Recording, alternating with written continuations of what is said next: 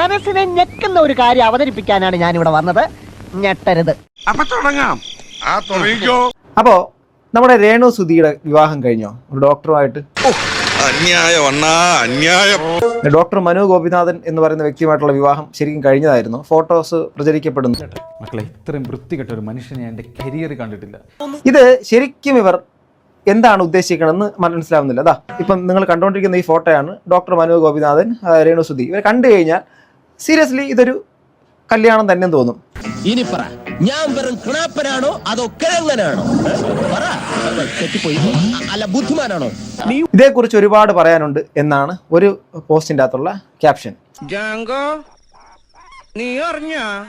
രണ്ടാമത്തെ ഫോട്ടോ ഇതിനകത്ത് കൊടുത്തിരിക്കുന്ന ഇവർ വിവാഹിതരായോ എന്ന തലക്കെട്ട് അതിനകത്ത് കൊടുത്തിട്ടുണ്ട്. ചേട്ടന്റെ ഭാര്യ രേണു സുധിയെ അദ്ദേഹം കെട്ടിപ്പിടിച്ചുകൊണ്ട് നിൽക്കുന്ന, ചേർന്ന് നിൽക്കുന്ന ഒക്കെ ഫോട്ടോ. ചേർന്ന് നിൽക്കുന്ന കെട്ടിപ്പിടിക്കുന്ന ഒരു ഞാൻ മോശമായിട്ട് കാണുന്നുണ്ടല്ലോ.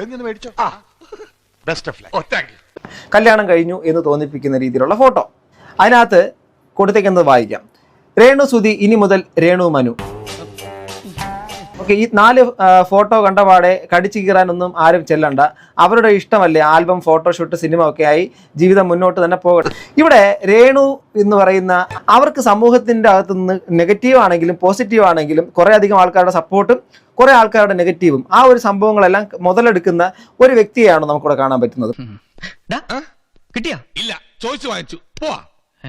കുറച്ച് നാളിന് മുമ്പ് സൂസൻ എന്ന് പറയുന്ന മുഖത്തെന്തോ പൊള്ളലേറ്റ ഒരു പെൺകുട്ടിയുമായിട്ട് അദ്ദേഹം അന്ന് 3 വർഷം 4 വർഷത്തിന് മുമ്പ് ഇതേപോലത്തെ ഒരു കോൺസെപ്റ്റ് ഫോട്ടോഷൂട്ട്. സ്വാഭാവികം. അപ്പൊ ഇദ്ദേഹം ഇങ്ങനെയുള്ള ആൾക്കാരെ സത്യം പറഞ്ഞാൽ ചെന്ന് കണ്ടെത്തി അവരുടെ കൂടെ ഒരു ഇത് ചെയ്ത് സ്വാഭാവികമായിട്ടും അത് വൈറലും അതുപോലെ തന്നെ അത് കൂടുതൽ ആൾക്കാരിൽ എത്തുന്നതോടൊപ്പം നെഗറ്റീവും പോസിറ്റീവും വരും.